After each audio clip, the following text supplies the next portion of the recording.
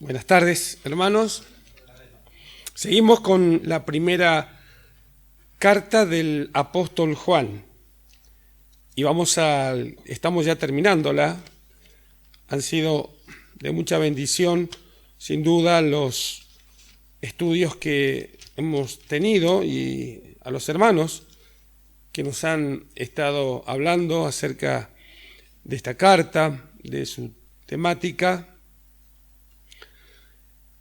Y lo vamos a seguir haciendo con la ayuda del Señor. Así que vamos al capítulo 5 de Primera Juan. Yo voy a leer desde el verso 6. Vamos a leer todo ese párrafo que está titulado en la versión 1960 como el testimonio del Espíritu. Primera Juan 5:6. Este es Jesucristo, que vino mediante agua y sangre, no mediante agua solamente, sino mediante agua y sangre. Y el Espíritu es el que da testimonio, porque el Espíritu es la verdad. Porque tres son los que dan testimonio en el cielo: el Padre, el Verbo y el Espíritu Santo. Y estos tres son uno. Y tres son los que dan testimonio en la tierra: el Espíritu, el agua y la sangre. Y estos tres concuerdan. Si recibimos el testimonio de los hombres, mayor es el testimonio de Dios. Porque este es el testimonio con que Dios ha testificado acerca de su Hijo. El que cree en el Hijo de Dios tiene el testimonio en sí mismo. El que no cree a Dios le ha hecho mentiroso, porque no ha creído en el testimonio que Dios ha dado acerca de su Hijo.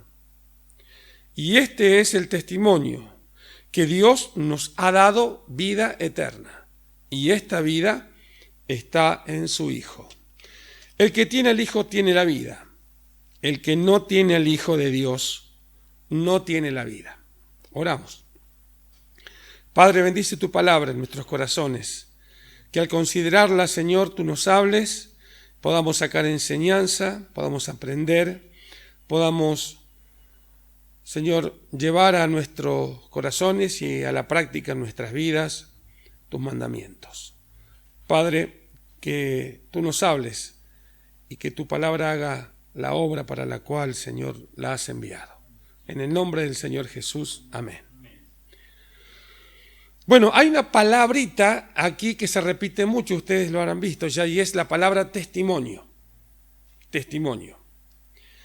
Testimonio de Dios, testimonio del Espíritu, testimonio del agua, testimonio de la sangre, testimonio de nosotros y testimonio de la gente, el testimonio de ellos.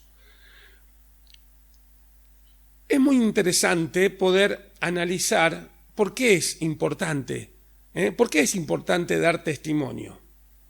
Si yo pienso en lo que es la práctica de la sociedad, nuestra sociedad, y en este siglo XXI en el cual vivimos, sabemos que los testigos, o sea, los que prestan testimonio, suelen ser, en un juicio, opiniones muy tenidas en cuenta. Pueden definir un juicio a favor o en contra, ¿cierto? El testimonio es vital, porque alguien da testimonio de algo que ha presenciado, vivido o ha visto. Ha sido testigo, esa sería la palabra. Entonces se le llama al estrado al testigo fulano de tal para que dé su testimonio. ¿Qué es lo que vio? ¿Qué es lo que escuchó? ¿Dónde estaba? ¿Qué es lo que hizo? ¿Por qué dijo eso? Etcétera, etcétera. Es muy interesante en la jerga judicial, en el ámbito de la justicia, escuchar algunos testimonios que son desgarradores a veces. ¿Cierto? Son testimonios fuertes y muchas veces la justicia no le queda ninguna alternativa o no le queda ninguna duda. Hay a veces que tampoco son tan eficaces los testimonios, ¿cierto? Entonces llaman a otro testigo que por ahí está contradiciendo a lo que dijo el anterior. Entonces hay que empezar los careos, bueno, etcétera, etcétera, hasta que se pueda llegar a vislumbrar la verdad. Para la Biblia, para la palabra de Dios, el testimonio es muy importante. Y lo fue para el Señor Jesucristo. ¿Quién dio testimonio de Jesucristo? Aquí en el Antiguo Testamento, en la palabra de Dios, nos habla de que era importante o era necesario un número mínimo de testigos para poder establecer la verdad en un asunto en particular. Si venía alguien y decía, yo vi a tal persona que hizo esto o aquello, bueno, no era suficiente con una sola persona. Por el testimonio de 2 o 3 testigos, dice la Biblia, lo dice en Deuteronomio, en el Antiguo Testamento, lo dice el Nuevo Testamento también, se podía decidir un asunto. El versículo 7 es un versículo muy peculiar.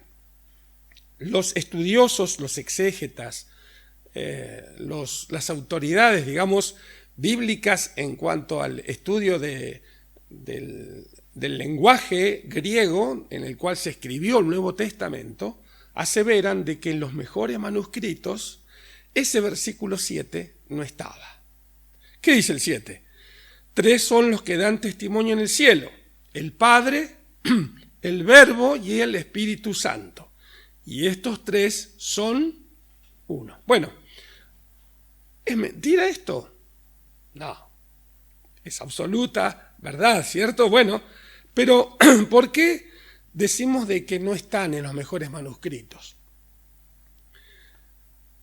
Ustedes saben cómo se escribió la Biblia. La Biblia fue el primer libro que se escribió, ¿cierto?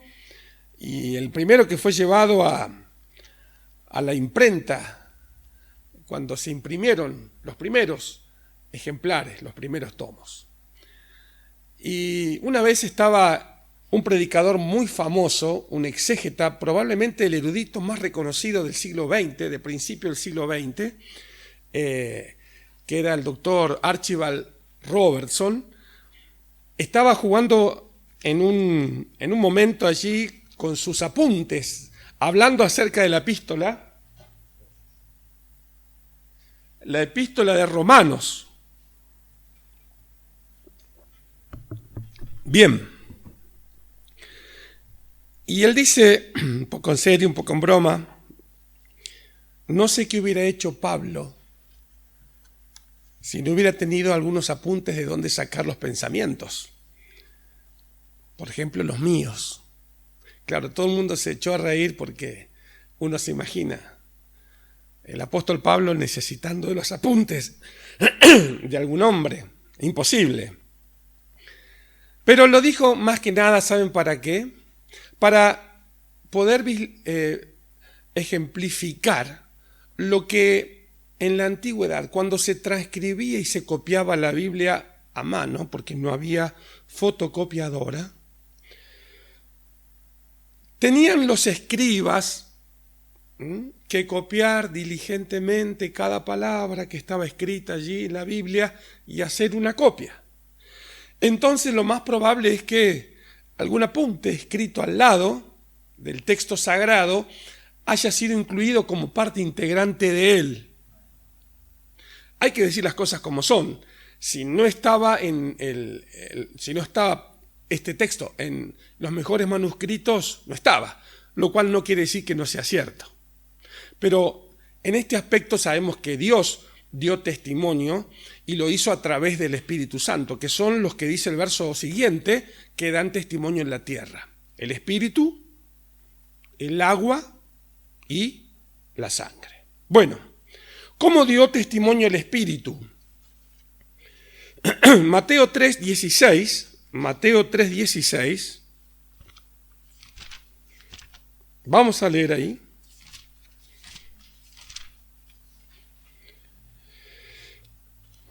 Es el bautismo de Jesús, dice.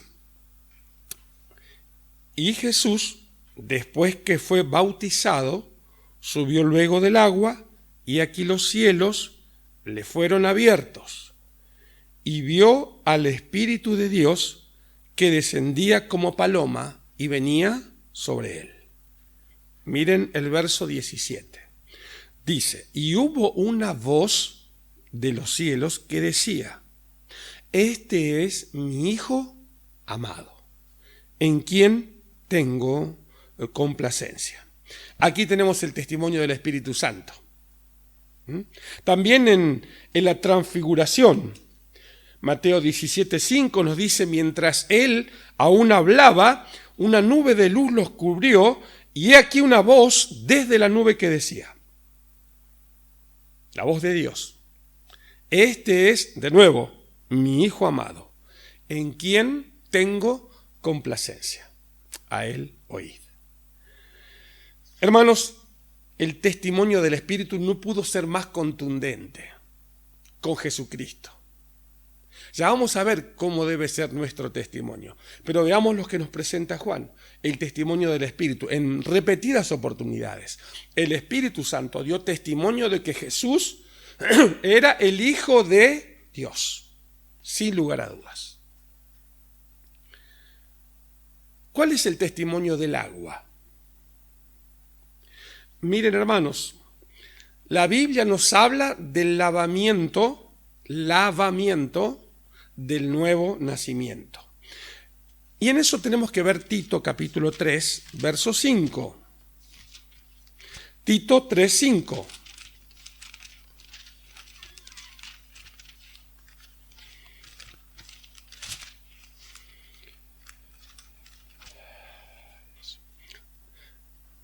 Dice: nos salvó no por obras de justicia que nosotros hubiéramos hecho, sino por su misericordia, por el lavamiento de la regeneración y por la renovación en el Espíritu Santo.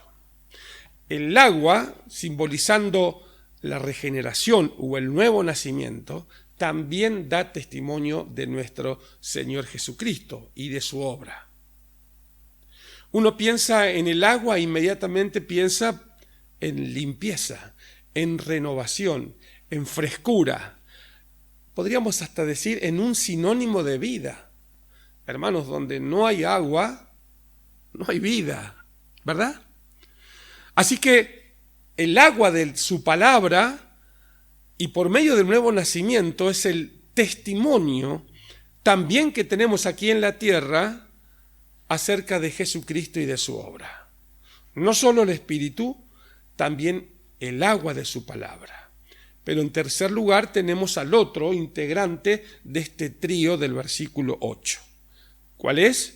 El testimonio de la sangre. ¿Sí? El testimonio de la sangre. Podemos leer Hebreos 12, 22.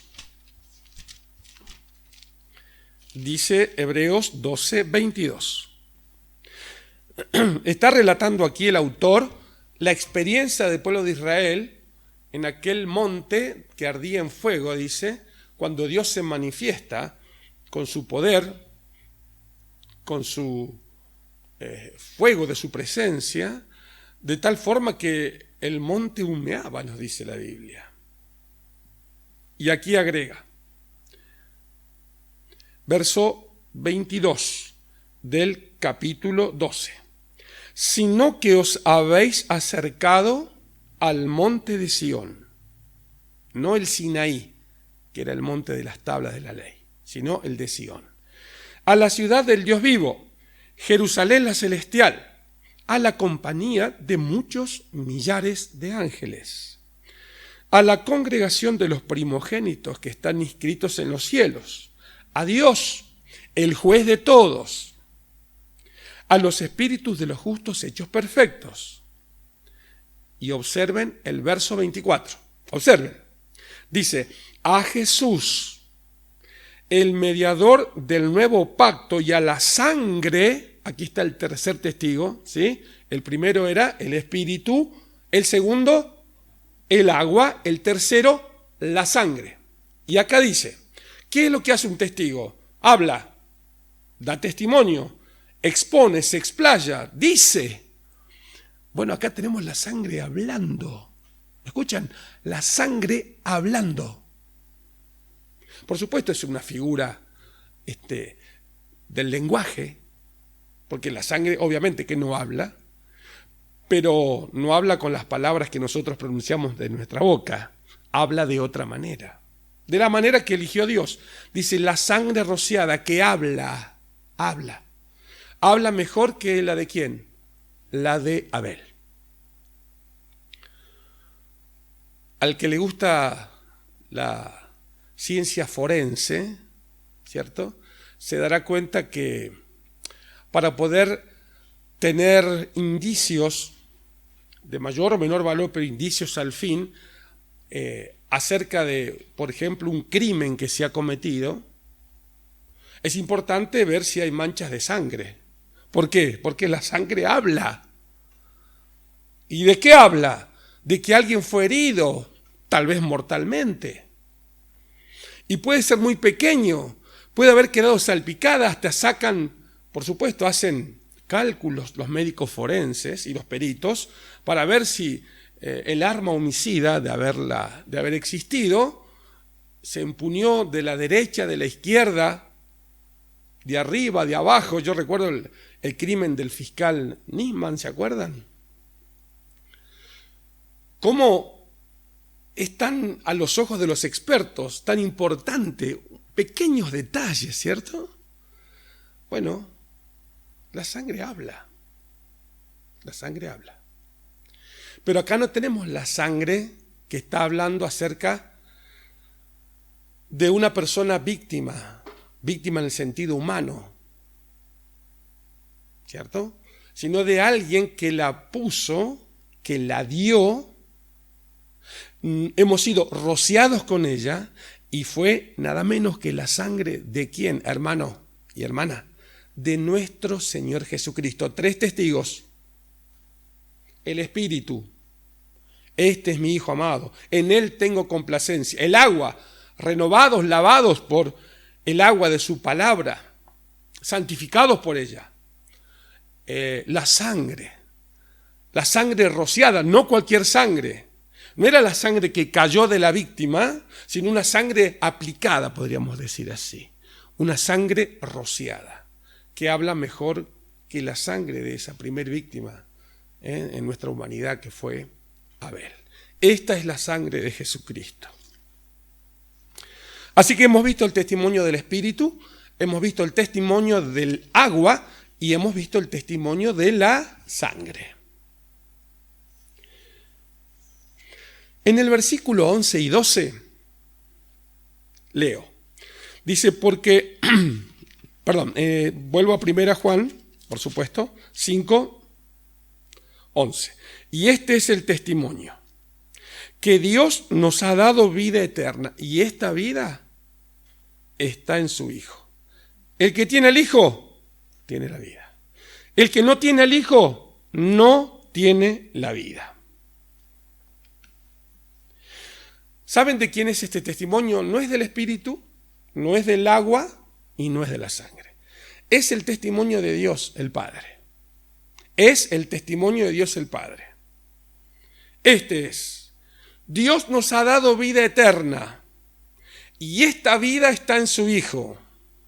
Si tuviéramos que, con todo el debido respeto, lo digo por supuesto, sentar a Dios hipotéticamente en el estrado para que pueda declarar algo acerca de su Hijo, imagínense ustedes, traten de pensar, de imaginar que estamos en medio de una audiencia, estamos en un lugar amplio, solemne, un jurado, mucha gente viendo y escuchando y llamando a declarar al estrado a Dios.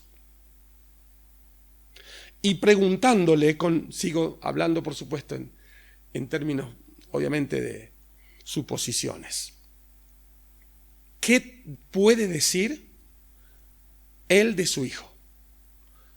¿Cuál es el testimonio que tiene para dar? Miren, yo estaría mudo, pero con los oídos bien alertas, porque me gustaría escuchar de sus labios. ¿Qué tiene Dios para decir de su Hijo? ¿Usted no?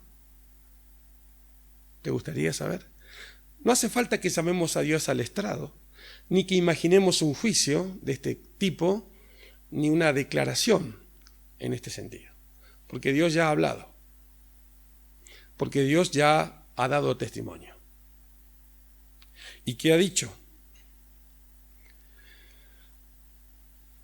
Bueno, Dios suele hablar más con hechos que con palabras, aunque todo lo que se ve y lo que no se ve fue creado por medio de su palabra, ¿cierto? Así nos dice Génesis, ¿recordamos? La luz, la tierra, el firmamento y todo lo que podemos ver y conocer y el hombre puede descubrir en su afán conquistador. Pero también lo que no se ve. Dios fue creado, el creador, y lo hizo con su palabra. Pero Dios muestra mucho más con sus hechos que con sus palabras. Yo, querido hermano, quisiera decir qué bueno es que como creyentes podamos demostrar, dar testimonio acerca de Jesucristo con nuestra conducta y nuestros hechos que con nuestras palabras. Porque es más fácil con palabras y es más difícil con hechos. Dios lo ha hecho de las dos maneras. Y la manera con los hechos es que Él ha dicho, el que tiene al Hijo, tiene la vida. Porque Él es vida eterna. Y de la misma forma, el que no tiene al Hijo, no tiene la vida. Es sencillo, miren, quien nos da vida eterna es Dios. La vida está en Cristo. Tenerlo a Cristo en el corazón o no tenerlo es lo mismo que tener vida o tener muerte. ¿Se entiende? Tener a Cristo en el corazón y no tenerlo es lo mismo que decir tengo vida o tengo muerte. Es blanco o negro. Es vida o muerte. Y Dios ha dado testimonio, en Él está la vida. Cristo es la vida y Él nos entregó su vida. Este es el testimonio de Dios, ¿no? Permitir que su Hijo ocupara nuestro lugar, queridos hermanos. ¿Y cuál es nuestra respuesta al testimonio de Dios? Ante semejantes hechos que Dios ha realizado y lo ha hecho de una manera tan práctica y tan visible a los ojos de toda la humanidad. ¿Qué debemos responder nosotros a ese testimonio? Y hay una sola respuesta, hermanos, que debemos dar. Al testimonio del Espíritu, del agua, de la sangre, al testimonio de Dios. Y la respuesta es creer. La respuesta es creer. Si yo tengo semejantes testigos, si tengo lo más grande, absoluto, creíble que existe en el universo, que es Dios, su palabra, tengo al Espíritu que continuamente da testimonio del Señor Jesucristo, el nuevo nacimiento, el agua, tengo la sangre de Cristo que habla mejor que la de Abel. ¿Qué puedo hacer yo sino creer y no otra cosa ante semejantes testigos y semejantes testimonios? ¿Por qué estamos predicando a Jesucristo? Porque hemos creído. Creer, hermanos, hace la diferencia entre la vida y la muerte. Creer hace la diferencia entre tener a Dios, a Cristo, y no tenerlo. Solo el que puede clamar creyendo lo que dice Gálatas capítulo 4 y verso 6. Por cuanto sois hijos, Dios envió a vuestros corazones el Espíritu de su Hijo, el cual clama. ¿Saben quién puede clamar verdaderamente esto que dice a continuación? Solo el que cree. Solo el que cree puede clamar, Abba, Padre. Solo el que cree puede clamar, Papá, Padre mío. Cuando oramos en la oración tan íntima con Dios, podemos llamarle de esta forma tan cariñosa, ¿cierto? Porque Él es nuestro Padre. ¿Y saben por qué podemos hacerlo? Porque hemos creído. No hay otra cosa, hermanos. No es por medio de una voz interior mística, no es por medio de algo que baso en mis sentimientos. Yo siento realmente que Dios es Dios por esto y lo otro. No está basado en nuestros sentimientos. No es una voz interior. La vida eterna es la vida con Cristo y es la vida en Cristo. La vida y el Hijo van juntos, inseparables. ¿Tienes al Hijo? Tienes la vida. ¿No tenés al Hijo? No tenés la vida. Resumiendo y terminando con esto. Tenemos el testimonio del Espíritu. Que lo siga haciendo, no se equivoquen, no se olviden. El Espíritu da testimonio a nuestro espíritu de que somos ¿qué? Hijos de Dios. Lo dice la palabra. El Espíritu Santo da testimonio al espíritu humano, nuestro espíritu, de que somos hijos de Dios. Y si hijos, herederos y coherederos juntamente con Cristo. Gloria a Dios por esto, hermanos. No puedo decir otra cosa que no sea gloria a Dios por esto. El testimonio del Espíritu no fue una sola vez, no fue en el bautismo, no fue en la transfiguración solamente. Es constante. Cada día el Espíritu te dice de que eres un hijo de Dios. Gloria a Dios por eso. Porque no me hace olvidar, o si me olvidé, me hace recordar que soy hijo de Dios, de que Cristo vive en mí, de que tengo vida, y que si tengo vida, tengo poder. El poder que Dios me da. El testimonio del agua, el nuevo nacimiento, pero el agua también me habla de purificación, hermanos. Como creyente tengo que acudir a la palabra de Dios para lavarme continuamente, como el Señor le dijo a Pedro. Pedro pensaba en el baño, bañarse totalmente, y el Señor le hablaba de lavarse los pies, que es lo que se contamina con el mundo. El agua de su palabra sigue actuando hoy, mis queridos hermanos. El agua de la palabra de Dios sigue actuando hoy para limpieza de nuestras vidas, para perdón de nuestros pecados está la sangre de Cristo, que sigue estando presente hoy. Si confesamos nuestros pecados, Él es fiel y justo para perdonar nuestros pecados y limpiarnos de toda maldad. ¿Con qué nos limpia? Con la sangre de Cristo. Así que el Espíritu sigue actuando, el agua sigue purificando y la sangre sigue perdonando, lavando. ¿Se entiende? Están activos hoy. Están activos. El testimonio de Dios, como hemos visto, muy por arriba, por supuesto, señalándolo, es el amado de Dios. Hebreos 12 al principio nos dice que Dios habló muchas veces y de muchas maneras en otro tiempo, profetas, apóstoles, etc.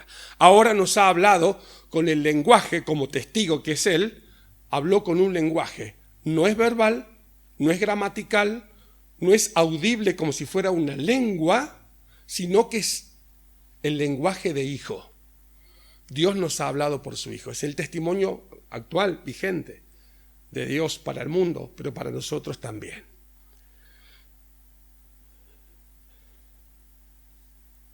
Y nuestro testimonio, hermanos.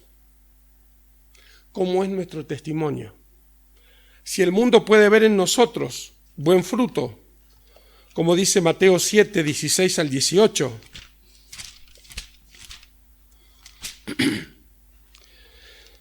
por su fruto los conoceréis. ¿Acaso se recogen uvas de los espinos o higos de los abrojos? Así todo buen árbol da buenos frutos. El árbol malo da frutos malos. No puede el buen árbol dar malos frutos, ni el árbol malo dar frutos buenos. Hermanos, nuestro testimonio debe ser frutos de árboles buenos. Frutos de árboles buenos. Nuestro testimonio, debe ser, como dice, y lo repetí recién, lo dije de memoria, pero voy a ir ahora al pasaje de Hebreos 12:1.